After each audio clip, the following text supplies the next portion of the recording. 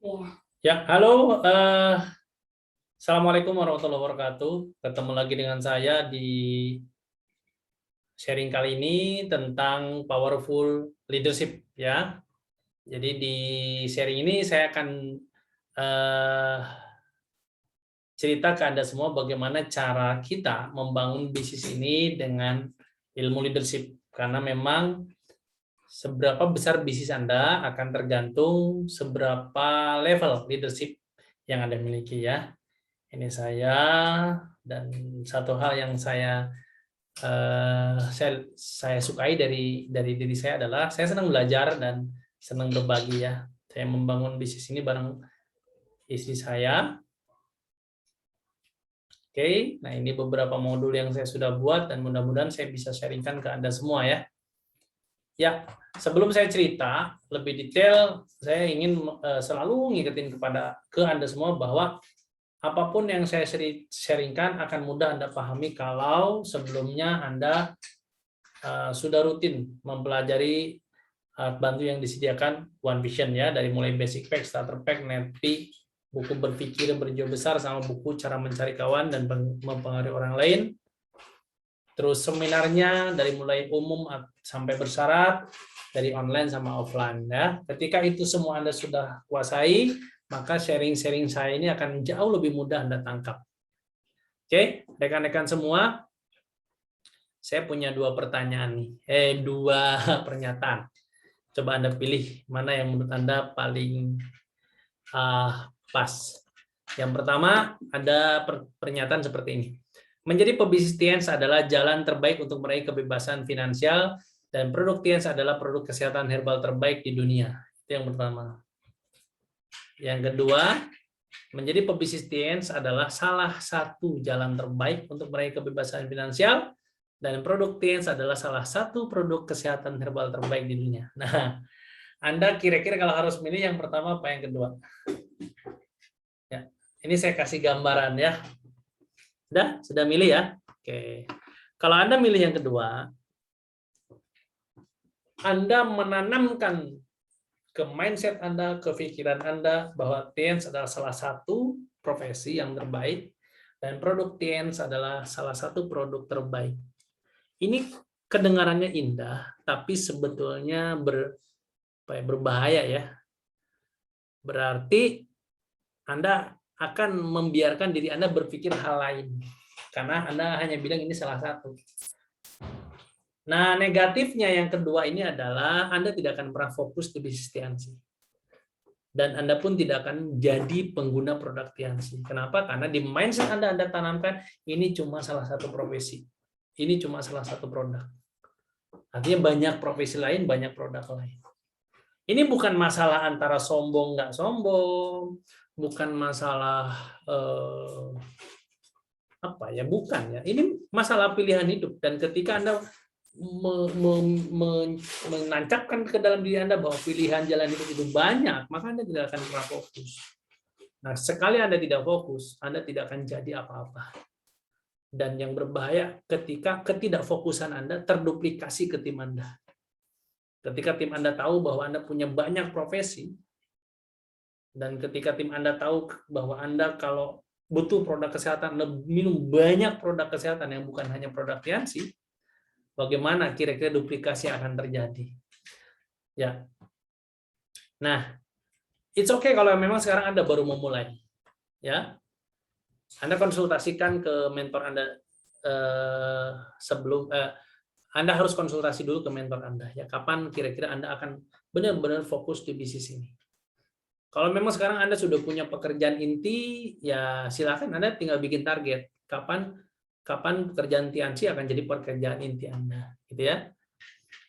Nah, saya dari dulu bergabung di bisnis ini mengambil sikap nomor satu, bahwa menjadi pebisnis TNC adalah jalan terbaik, satu-satunya jalan terbaik untuk saya meraih kebebasan finansial, dan produk TNC adalah produk herbal terbaik.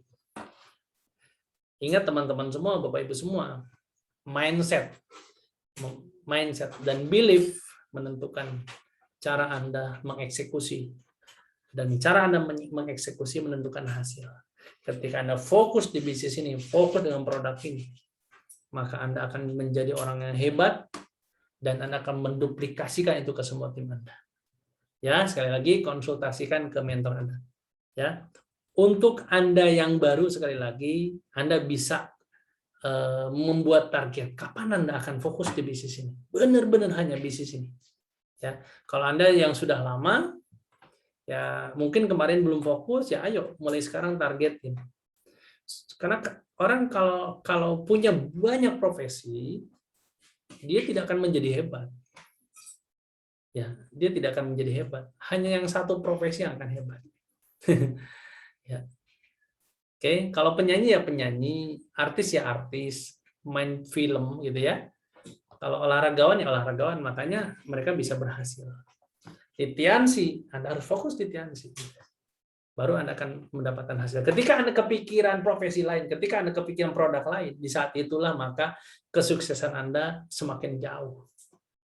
Oke, fokus. Ya. Nah, sebelum saya ngomong tentang leadership, saya mau bertanya dulu, apakah leadership betul-betul penting terhadap bisnis Anda? Kalau di bisnis saya sih, saya mengatakan penting banget. Banget. Ini ada satu cerita ya. Leadership itu apa sih? Leadership itu berbicara nilai. Ini contoh ya, kalau Anda ke toko jam tangan mewah di Swiss, misal. Swiss itu kan unik ya. Satu negara yang tidak punya pabrik baja, tidak punya pabrik besi, tapi punya pabrik jam tangan gitu. Kenapa ya? Karena Swiss bisa memberikan nilai, bukan hanya jam sebagai alat ukur waktu, tapi jam sebagai gaya hidup. Ini contoh aja ya, kalau Anda masuk ke toko jam Swiss, dan Anda akan ditawarkan jam yang belasan juta, ketika Anda ngomong, misal Anda masuk dan Anda mengatakan, sorry, it's not my level. Itu bukan jam saya, terlalu murah. Maka Anda akan diajak ke counter yang lebih dalam, itu yang harganya ratusan juta.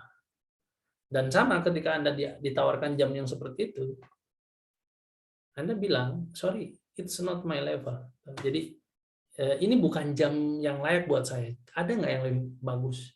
Nah, baru nanti Anda akan ditawarkan jam yang di counter berikutnya yang harganya miliaran. Dan setelah dipikir-pikir, sebetulnya apa bedanya jam yang miliaran dengan jam yang harganya jutaan atau dengan ratusan juta, bahkan mungkin dengan ratusan ribu. Sama-sama alat ukur waktu. Tapi ada hal yang lebih mahal ketimbang harga, yaitu nilai.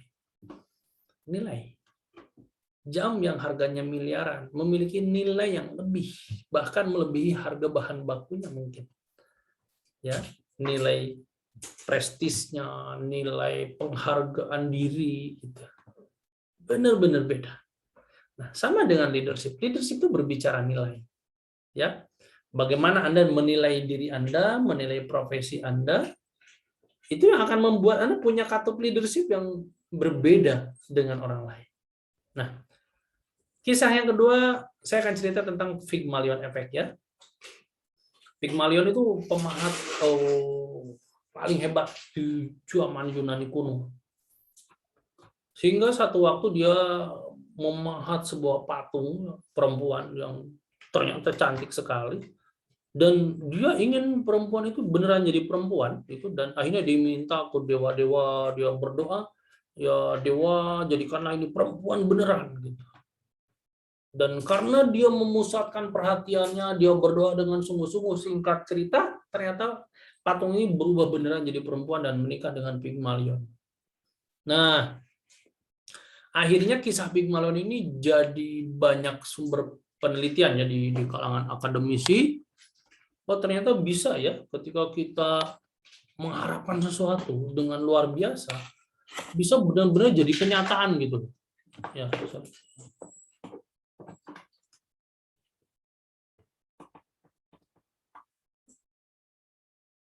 nah, dibuatlah penelitian di Amerika, ada seorang profesor menyiapkan 3 ruang kelas A, kelas B, kelas C. Di kelas A, profesor itu mengatakan bahwa kalian adalah murid-murid terbaik, murid-murid terpilih, yang nanti mungkin lulus pun kalian adalah orang-orang yang akan lulus dengan nilai terbaik. Gitu kata profesor. Di kelas B, profesor ini mengatakan hal yang berbeda. Kalian adalah murid yang saya nggak tahu bisa lulus atau enggak, dan kalaupun lulus mungkin kalian nilainya nggak bakal bagus. Karena kalian berasal dari mahasiswa kelas rata-rata. Nah, kalau kelas C nggak diapa-apain. Dulu sebelumnya mahasiswa ini mahasiswa yang tidak dikasih tahu bahwa ini sebuah penelitian. Singkat cerita, ketika ujian selesai, ternyata betul. Mahasiswa yang berada dari kelas A, karena sering dikasih motivasi seperti itu, dikasih visi seperti itu, benar-benar jadi mahasiswa-mahasiswa terbaik. Mahasiswa kelas B benar-benar jadi mahasiswa-mahasiswa yang nilainya agak baik gitu. Itulah yang menjadi ilmu baru yang disebut Pygmalion Effect.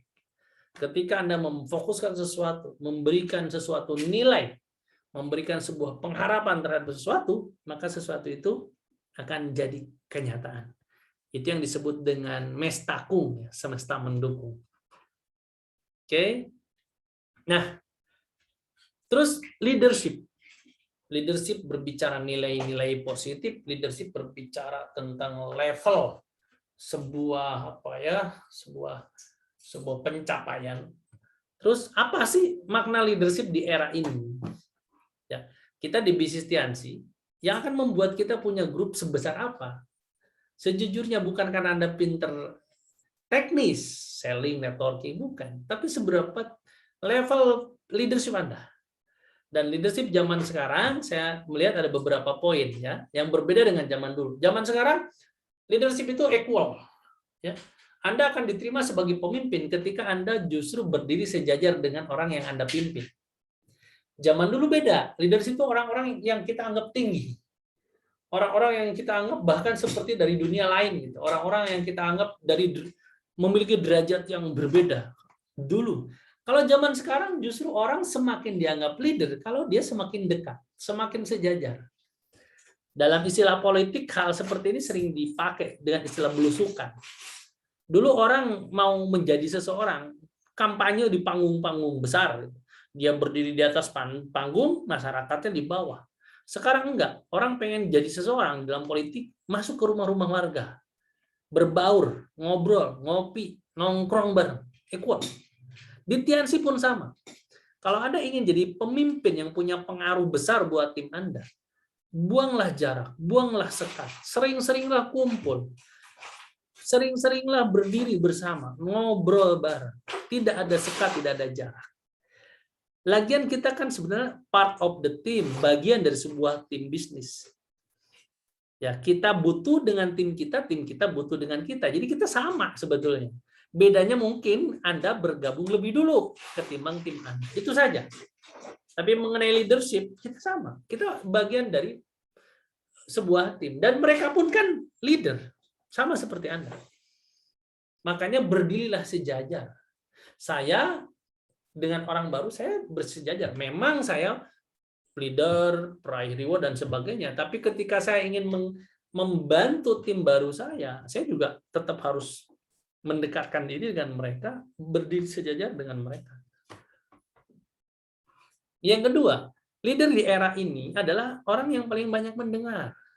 Zaman dulu, leader adalah orang yang paling ditunggu suaranya, ditunggu bicaranya.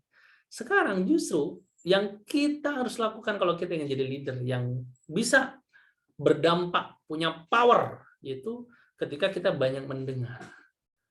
Kenapa harus banyak mendengar? Karena supaya kita tahu apa yang terjadi di tim kita. Yang kedua, supaya kita memberikan kesempatan tim-tim kita untuk cerita, untuk share apa mau mereka, untuk share apa ide-ide dahsyat yang mereka punya. Karena ada begitu banyak gebrakan sebuah bisnis, lahirnya dari timnya kok, bukan dari pemimpinnya. Ya, jadi perbanyaklah mendengar. Karena ada begitu banyak hal hebat, justru idenya dari orang yang Anda pimpin. Yang ketiga, leadership zaman sekarang adalah ketika kita membuka ruang interaksi dengan semua orang yang kita ingin pimpin. Membuka ruang diskusi, membuka ruang obrolan. Bahkan seorang leader zaman sekarang harus siap untuk minta masukan dari timnya. Minta pendapat. Misal, bro, atau sis, atau mas, atau mbak, atau bu, atau pak, kalau kita bikin pertemuan di sini, bagusnya gimana?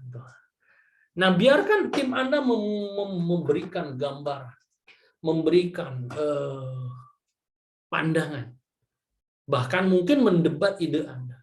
Selagi memang idenya bisa dipertanggungjawabkan, idenya argumentatif. Kenapa? Karena toh semua orang yang ada di tim Anda semua pemimpin, bukan hanya Anda.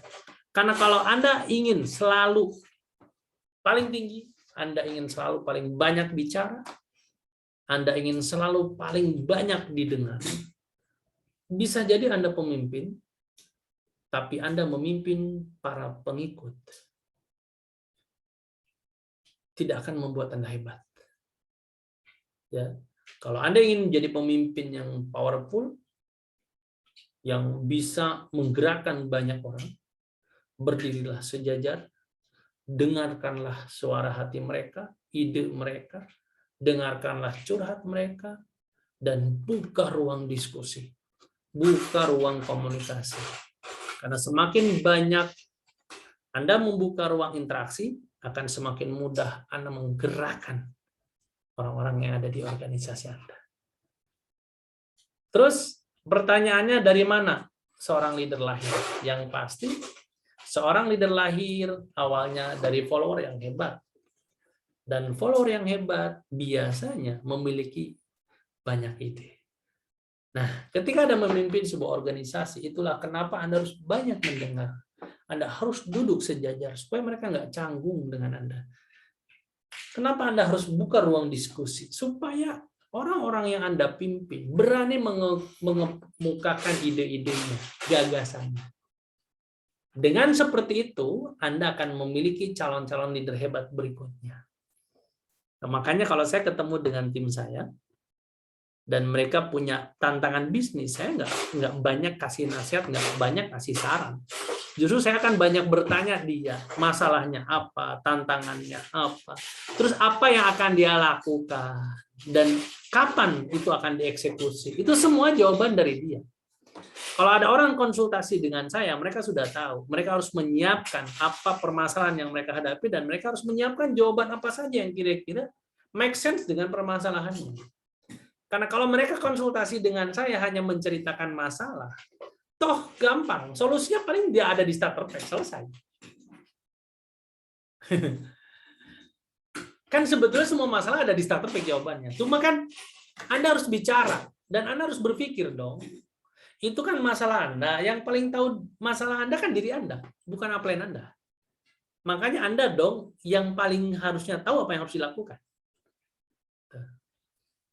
Terus, lalu apa gunanya konsultasi? Tetap penting banget, karena ketika gagasan Anda nanti menurut upline Anda ada yang perlu ditambahkan, Anda bisa menambahkannya berdasarkan saran mentor Anda. Ketika gagasan Anda ada yang perlu diluruskan, nanti Anda bisa eksekusi dengan saran baru dari mentor Anda. Tapi terlebih dahulu Anda harus memiliki jawaban dari semua tantangan yang Anda hadapi.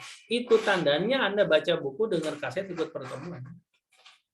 Tapi ketika Anda punya tantangan, punya masalah, hanya sekedar curhat ke upline Anda, saya malah ragu, jangan-jangan Anda nggak pernah baca buku, dengar kaset, ikut pertemuan. Sampai Anda sendiri nggak tahu apa yang harus Anda lakukan. Ya, oke. Seorang follower yang akan jadi pemimpin adalah orang yang punya begitu banyak gagasan. Dia tahu mau bikin HM di mana, dia punya plan mau bikin Grand OP di mana, dia punya plan mau bikin demo produk di mana, dia punya plan mau bikin pertemuan bersama seperti apa. Nah, orang-orang seperti itu yang akan jadi pemimpin. Tapi kalau sumuhun dawu, siap up, manut upline, ya nggak bisa. Teachable bukan berarti Anda nggak mikir loh. Teachable itu bukan berarti Anda nggak mikir. Jangan, kenapa? Misal, si A saya tanya,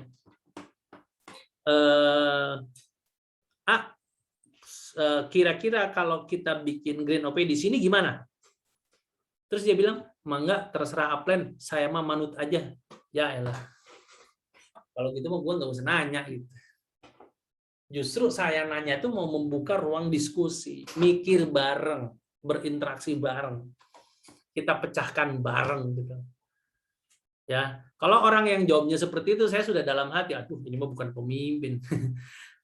Jangan-jangan saya kerjasama dengan orang yang salah. Orang yang selalu manutan, orang yang selalu terserah, itu orang yang nggak mungkin jadi pemimpin. Orang yang pasti jadi pemimpin adalah orang yang punya gagasan. Yang kalau ditanya selalu menjawab. Bukan terserah gimana plan. Teachable itu orang yang selalu respect dengan saran upline, orang yang selalu respect dengan pribadi upline, orang yang selalu respect dengan adanya upline. Dia punya gagasan sendiri, dia diskusikan dengan upline-nya. Itu yang disebut teachable. Bukan teachable tuh manutan, terus nggak mikir, ya bukan. Nanti Anda nggak bakal jadi pemimpin loh. Ya, Anda pengen hebat seperti Pak Louis Tendian, ya Anda harus juga punya visi berpikir seperti Pak Louis. Gitu poinnya. Ya, ini contoh nih, ada tim saya konsultasi nih, lihat. Ada NDT, basic selling, dan lain sebagainya. Ini para bintang 7 tadi ngasih beberapa event yang masuk untuk bisa kita pakai. Nah, akhirnya kita punya rencana, kita bikin acara kopdar serentak. Kopdar serentak ini seminggu 2 kali, di hari Senin dan Kamis. Nanti di-send di grup bintang 7 POV. Jadi para bintang 7 POV-nya nge-send foto-foto kopdar serentak. Gitu apply.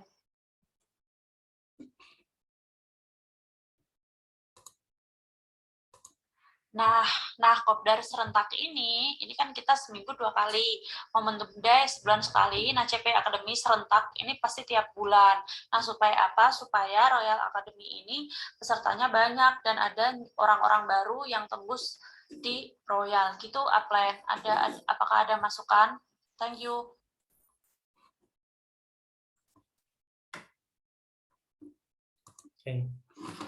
Oke. Anda bisa lihat, itulah cara konsultasi yang saya terima dari tim saya. Mereka mengungkapkan apa tantangan yang terjadi di timnya, dan mereka mengungkapkan gagasan apa yang akan mereka lakukan. Baru di situ saya biasa menambah-nambahkan, meluruskan, gitu ya. Itu jadi bukan ini upline masalahku ini, kalau upline kira-kira sarannya apa? Baca buku, dengar kaset, ikut pertemuan, dah itu. Ya. Nah, di mana kita akan menemukan leader hebat? Nah, di starter pack sebenarnya ada, kita sudah diajarkan bahwa kalau kita menggarap orang, cek skala prioritasnya, karena orang hebat berasal dari orang yang punya kualifikasi yang hebat. Kan di situ dikatakan, kalau SP rendah silakan lakukan sebagai latihan. SP sedang lakukan kalau sudah punya pengalaman. SP tinggi lakukan bersama, dibantu para mentor. Dan kita disarankan untuk menggarap SP tinggi dan fokus menggarap SP tinggi gitu. Dengan kita dibantu oleh mentor tentunya ya. Kecuali Anda sudah terbiasa, ya sudah Anda tinggal lakukan. Jadi bukan asal garap. Kenapa? Tanaman yang unggul berasal dari benih yang terbaik. Leader yang hebat ditemukan dari daftar nama yang bagus. Jadi jangan asal garap daftar nama. Itulah kenapa starter pack mengajarkan kita skala prioritas. Yuk, ayo baca lagi starter pack. Gimana sih cara garap daftar nama yang benar? Karena kalau dari awal Anda sudah salah, Anda akan membangun organisasi yang diisi oleh sekumpulan orang-orang yang salah, orang-orang yang nggak qualified. Anda akan membangun organisasi yang menghasilkan omset triliunan. Kan nggak mungkin Anda membangun organisasi bersama orang-orang yang asal. Pasti Anda membangun organisasi dengan orang-orang terbaik. Dari mana? Ya awalnya dari daftar nama Anda. Anda menggarap daftar nama terbaik, daftar nama yang punya skala prioritas. Mau Anda garap pelajar, mau garap mahasiswa, mau garap karyawan, semua cari yang SP-nya paling bagus. Dan Anda garap bersama para mentor Anda, kecuali Anda sudah punya pengalaman. Ya. Yang kedua, kita akan menemukan orang-orang bagus ketika kita memanfaatkan sekolah bisnis, One Vision. Ini saya kasih contoh ya. Ini ada klub bola dari Spanyol namanya Barcelona. Ini keren bang. Waktu dipegang oleh Pep Guardiola, Barcelona itu sering juara. Dan yang luar biasa, mereka tuh pemain-pemain yang dari kecil dididik sama Barcelona loh. Ada akademi Barcelona namanya La Masia. Victor Valdes lahir di situ, Gerard Piqué lahir di situ, Puyol lahir di situ, Iniesta lahir di situ, terus Xavi Hernandez lahir di situ, bahkan Messi lahir di akademi itu. Jadi akademi itu membuat Barcelona yang sekarang bertabur bintang itu. Nah, di Tianxi sama. Kita punya one vision. Ketika Anda ingin memiliki organisasi yang diisi oleh orang-orang hebat, ya sejak awal ketika Anda menggarap daftar nama sampai dia bergabung langsung dikenalkan dengan one vision. Dengan alat bantunya, dengan buku-buku, kaset dan pertemuan. Jadi dari awal dia langsung menikmati kurikulum yang disiapkan one vision gitu ya. Oke. Ini saya kasih contoh. Kalau menurut Anda, binatang apa yang kalau jalan pelan? Ya? Nah, ada sebagian orang yang mengatakan bahwa binatang yang jalannya pelan itu kura-kura. Ini saya punya video yang menarik buat Anda. Kura-kura yang berlari aneh tapi nyata. Coba lihat.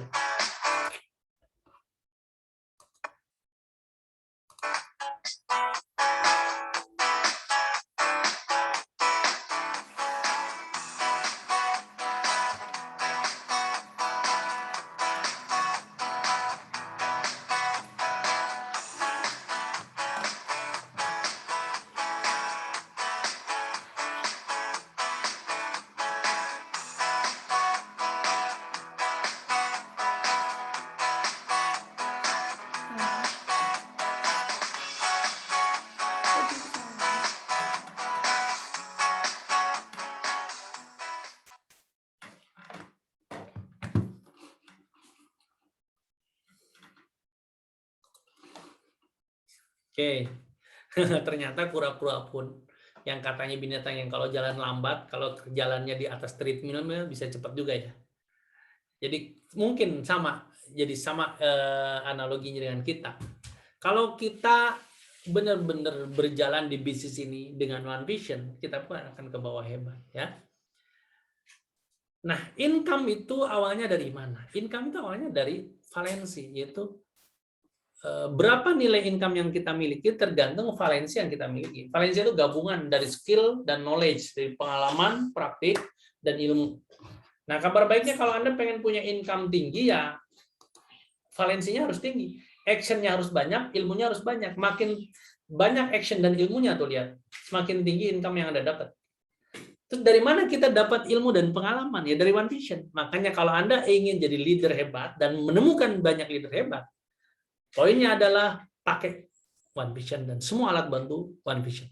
Ya, nih kesimpulan. Kalau Anda ingin memiliki tim terbaik, jadilah leader terbaik dan bangunlah para follower terbaik. Ya, ini contoh dulu Real Madrid waktu dipegang Zinedine Zidane ya. Lihat formasinya dari mulai kipernya Casillas sampai penyerangnya Benzema, sayapnya ada Ronaldo dan Gareth Bale, tengahnya ada Angel Di Maria. Ya wajar gitu. Waktu itu Madrid juara champion yang ke-10 La Decima. Wajar. Karena susunan pemainnya juga dahsyat. Pelatihnya juga dahsyat. Zinedine Zidane. Coba Anda bayangkan, Zidane, pelatih terbaik dunia, membawa pemain 11 orang, semuanya tetangga saya di kampung saya. Bisa nggak jadi juara dunia? Sehebat-hebatnya Zidane tetap mumet kalau susunan pemainnya kelas-kelas kampung seperti teman-teman saya.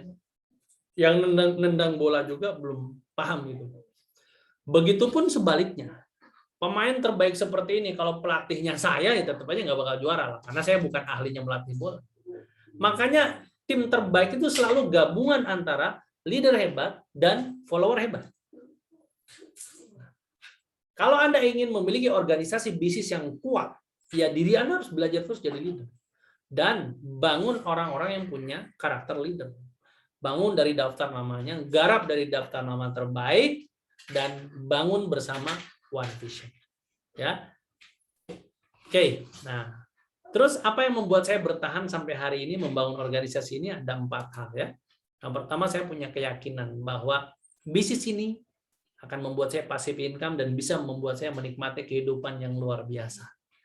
Yang kedua, yang membuat saya ada di titik ini adalah saya konsisten untuk terus fight ya. Karena kerja keras di bidang apapun ada, bedanya di Tianxi kita dibayar mahal. Fun. saya menikmati proses di bisnis ini ya sambil menikmati saja. Saya tidak menganggap ini sebuah pekerjaan, ini saya lebih menganggap sebuah hobi, hobi berbagi inspirasi buat banyak orang. Makanya nggak ada beban, ya, jalan terus. Dan yang terakhir, kunci yang membuat saya berada di titik ini, membangun bisnis dan bareng istri saya, dan sampai hari ini saya menikmati hasilnya adalah ya di bisnis ini saya membangun begitu banyak pertemanan ya dengan upline, dengan downline, seru aja gitu. Sama-sama punya visi gede, sama-sama punya keinginan banyak. Kalau kita ngobrol happy banget. Oke teman-teman semua, buat Anda dimanapun hari ini berjuang di bisnis ini, apapun pencapaian hari ini, apakah Anda baru dapat bonus puluhan ribu, ratusan ribu, puluhan juta, ratusan juta. Apakah Anda baru dapat reward A, B, C, dan D. Itu bukan akhir dari segalanya. Itu justru baru awal dari perjalanan yang indah. Dulu waktu saya bonusnya 100 ribu, saya semangat bahwa kalau saya lebih serius lagi, saya pasti akan dapat jutaan. Ketika saya dapat jutaan, saya semakin semangat. Berarti kalau saya lebih serius lagi, saya akan dapat puluhan juta. Terus seperti itu sampai hari ini. Ketika dapat motor, saya semangat. Kalau saya lebih serius lagi, saya pasti dapat mobil. Ketika dapat mobil, saya semangat. Kalau saya lebih serius lagi, pasti dapat BMW. Dan akhirnya dapat. Gitu teman-teman. Karena saya selalu melihat ini sebagai awal dari masa depan yang indah. Selamat bergabung di Tiansi, selamat menikmati prosesnya, ikuti semua PBO dan ikuti semua saran mentor Anda. Jadilah leader hebat, temukan banyak leader hebat, dan manfaatkan One Vision sebagai sekolah bisnis yang akan membantu Anda membangun organisasi yang besar. Terima kasih. Assalamualaikum warahmatullahi wabarakatuh.